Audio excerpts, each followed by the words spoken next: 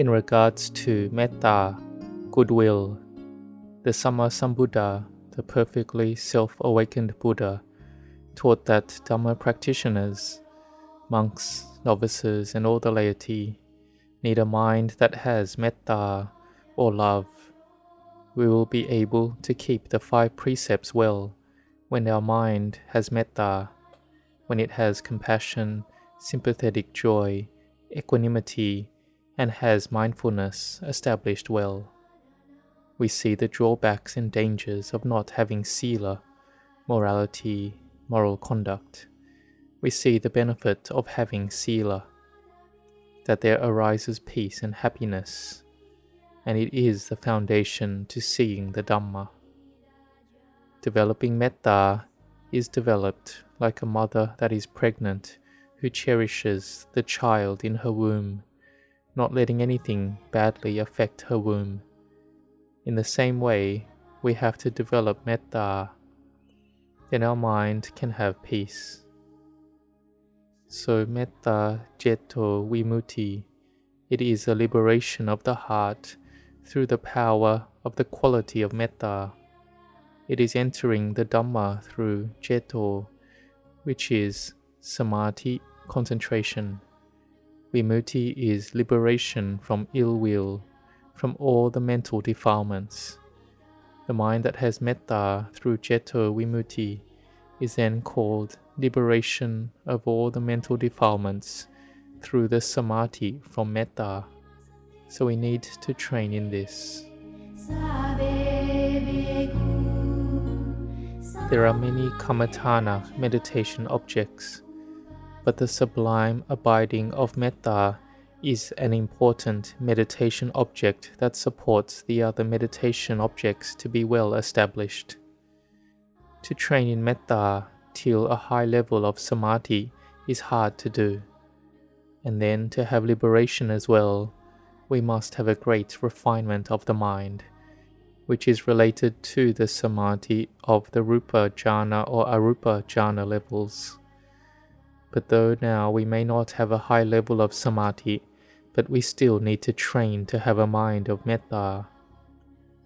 So we will train in having a mind of metta, of compassion, sympathetic joy, equanimity. And sometimes we are just sitting there quietly and there is someone coming to harm us. They say something harsh or come to physically harm us with no cause. But we develop metta. We have no ill will or hostility. This experience is likely related to karma that we have done in the past. Like Lady Samawati, who was tricked to go into the hall in the palace and was locked in. They lit a fire and burnt them all to death in there. But Lady Samawati and her retinue had no thoughts of anger or hostility to the one who had done this. But they established their minds to develop their meditation object, and they attained to a higher level of noble attainment. And this was at the time that they were getting burnt. They had mindfulness and could develop metta. And after getting past the karma that they had received, then they could be reborn as a Dewa, divine being. So there is one way of liberation called Citta Vimutti, and another is Panya Vimutti, which is liberation through wisdom, being able to destroy delusion and ignorance, attaining to becoming an arahant. Citta Vimutti is liberation through samadhi first, with samadhi as the foundation. And this samadhi is done through metta as well. Samadhi from metta is harder to do. May we train in metta. We can train to think that we will spread metta. They are like our friends and companions. We have love and friendliness, and we wish that all people have happiness. But this metta is a metta that is pure. It is a love that is pure, with no clinging onto anything. It is a boundless, sublime abiding. It has no boundaries. We think and spread it to all living beings, for all living beings to have happiness in the front direction, right, left, so above, behind, and the 8 compass directions, in all the directions around. We have the mind to be free from ill will and hostility, all the way to not having any forms of selfish love. So like this, it is metta samadhi. It is a supreme beauty. It has a pure mind towards all sentient beings in all directions. And anger and ill will is one mental hindrance that obstructs samadhi to arise. Since we can remember, we will have had anger and ill will. Then when we sit meditation, the mood of anger and ill will that has been from the past will come to bother the mind. Or we will proliferate to have anger and ill will into the future as well. So then the present is all turbulent and not peaceful. If the mood of anger and ill will arises often like this, then we should develop metta as a sublime abiding. And anger and ill will arises in every person. It is normal for monks and laity to have it in their mind. But when we spread metta like this, then whatever scary and creepy animals that we have been scared and loathe, like lizards, geckos, or small animals or insects, we see that all living beings, whether lizards or geckos, are all beautiful. They aren't scary or loathsome at all. We have metta and feel sorry for them. The mind is steady till it becomes samadhi. And there are many resulting benefits of developing metta meditation.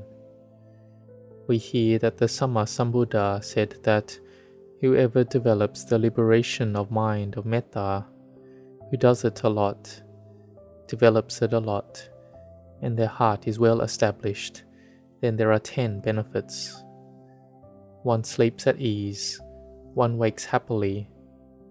We can see that if we develop metta meditation regularly, we won't have bad dreams. If our mind lacks metta in the present, we don't have metta, it may enter our dreams and we may have nightmares. But if we develop metta regularly in our daily life, we sleep happily, because we have no grudges or ill will to anyone. We wake and we are at ease.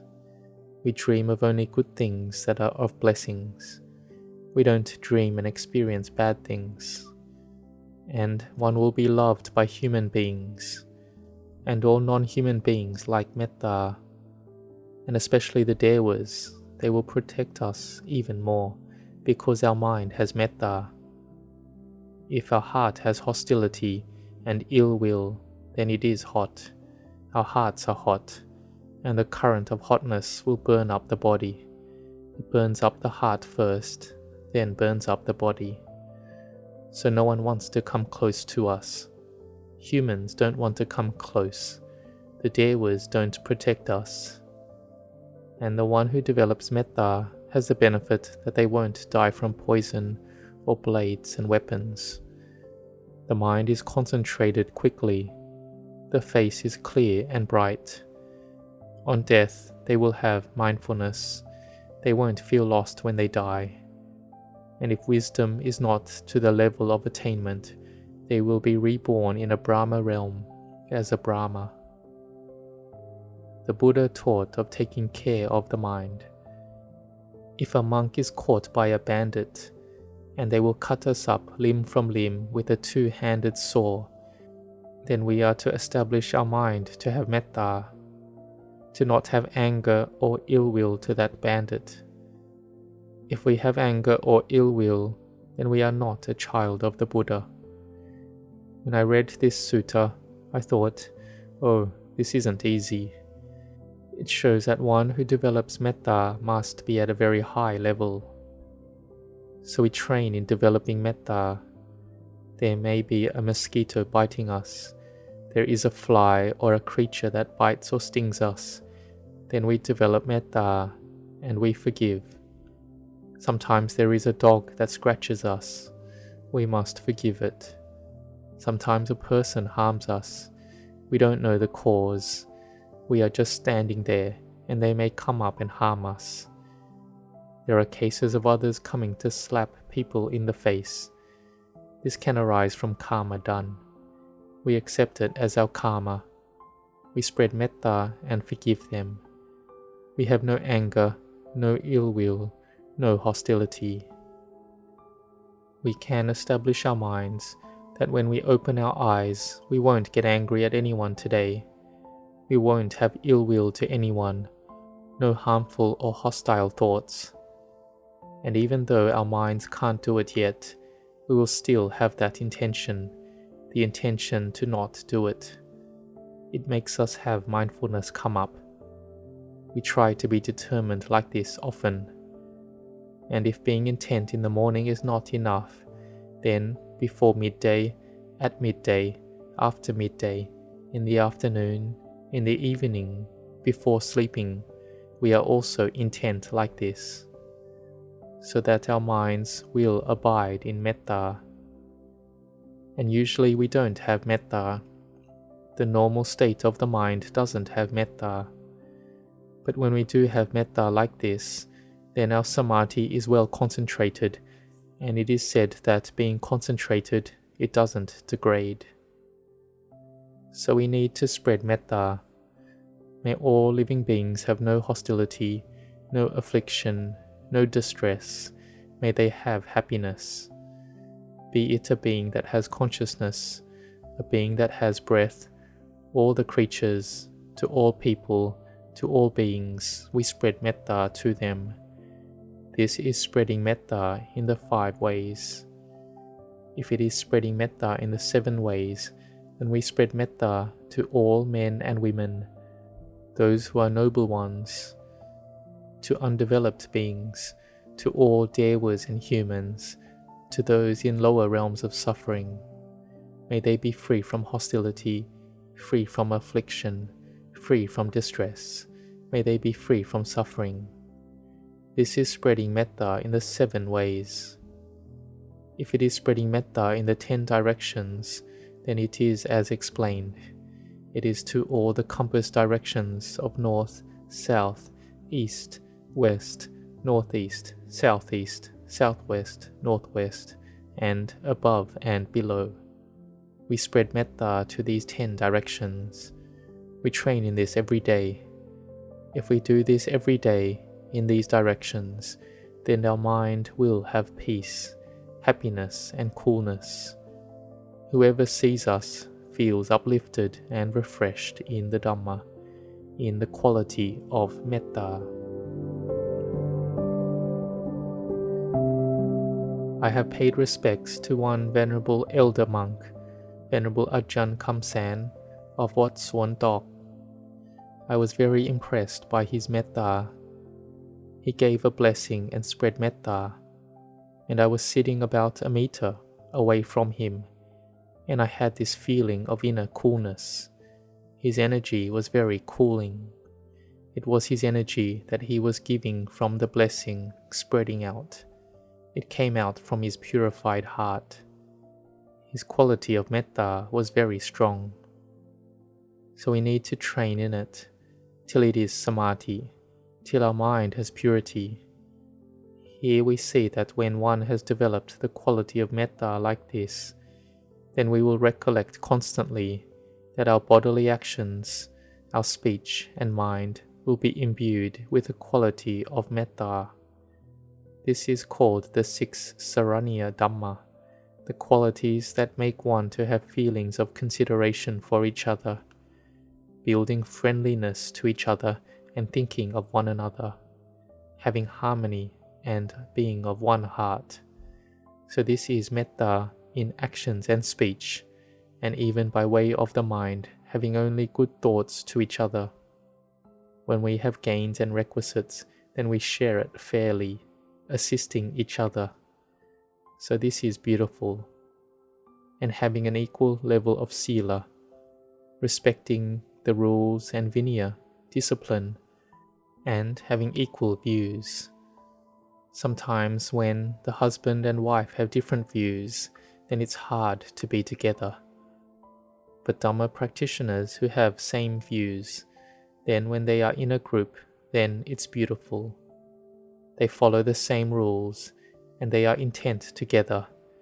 They listen to Dhamma together, they walk and sit meditation, and when there is the all-night practice, they do it together. And this is very uplifting to see. It's beautiful. So this is having the qualities of the 6 Saranya Dhammas. So may you train and instruct yourselves till your mind has metta like this constantly. Then your samadhi will be concentrated, and ultimately you will see and know the Dhamma. May you grow in blessings.